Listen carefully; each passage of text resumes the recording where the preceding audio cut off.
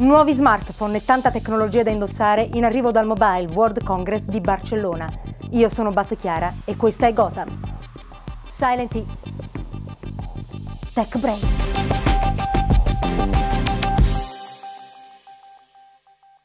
Al Mobile World Congress di Barcellona, Samsung ha mostrato come previsto il nuovo Galaxy S5 con schermo AMOLED Full HD da 5.1 pollici. Il nuovo smartphone ha una fotocamera da 16 megapixel in grado di fare riprese a 4K, con ampio range dinamico e autofocus velocissimo che permette di scattare foto in 0.3 secondi. Inoltre include lo scanner delle impronte digitali e del battito cardiaco, è resistente all'acqua ma non è pensato per l'immersione e ha ovviamente connessione LTE, Bluetooth 4.0 ed NFC. C'è anche il nuovo design delle icone che avevamo già mostrato. Il Samsung Galaxy S5 sarà disponibile in 150 paesi a partire dall'11 aprile.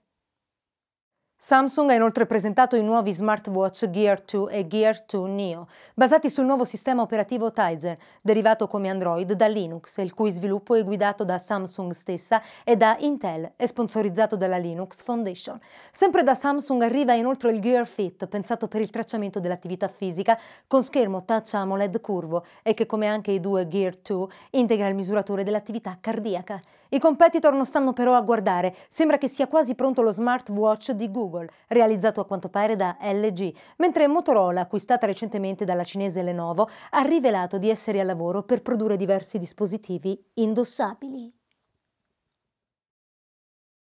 Nokia ha presentato 3 modelli di smartphone basati su Android, chiamati X Plus e XL, che verranno a quanto pare venduti rispettivamente a 89, 99 e 109 euro. Nokia ha intenzione di coprire in questo modo la fascia medio-bassa del mercato con smartphone basati su Android ma senza accesso al Play Store di Google, che coesisteranno con gli smartphone di fascia più alta basati su Windows Phone. Nokia ha inoltre presentato 2 nuovi cellulari di fascia bassa, il Nokia 220 e il Nokia Asha 230, che verranno venduti rispettivamente a 29 e 45 euro, pensati soprattutto per i mercati in via di sviluppo.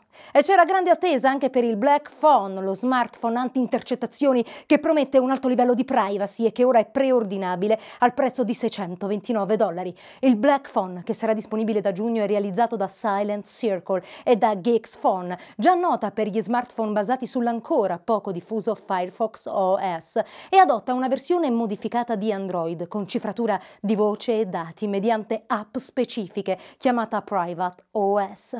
Ovviamente la privacy è un tema di grande interesse anche per me in questo periodo e lo conferma il successo dell'app Telegram, che permette di scambiare messaggi testuali cifrati, oltre a foto, video e documenti, e che ha avuto un ulteriore incremento nei download, ben 8 milioni, dopo l'acquisizione di WhatsApp da parte di Facebook nei giorni scorsi.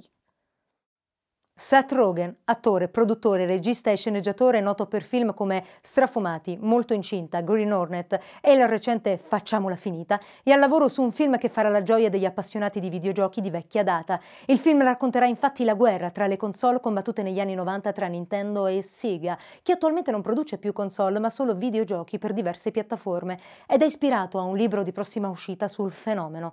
Buone notizie anche per i fan di Heroes, che nel 2015 ripartirà con una miniserie da 13 episodi chiamata Heroes Reborn. Sembra sia coinvolto anche il creatore della serie originale, Tim Kring, che aveva di recente realizzato Touch, interpretata da Kiefer Sutherland di 24.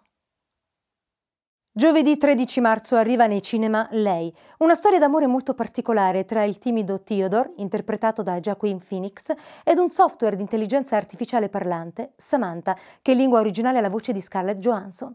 Il film, che riprende in parte un tema già visto in un episodio della miniserie Black Mirror, è scritto e diretto da Spike Jonze, che ci ha già stupito in passato dirigendo pellicole surreali come Essere John Malkovich e Il ladro di orchidee. Il film non è passato inosservato ad Apple. Provate infatti a chiedere a Siri se è Samantha. E chiudiamo con un saluto ad Harold Ramis, scomparso lo scorso 24 febbraio.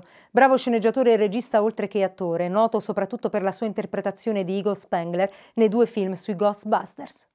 Bene, per oggi è tutto. Per maggiori informazioni seguiteci anche sul podcast su www.techbreak.it, su Facebook, Google Plus e Twitter. Un saluto da Bat Chiara.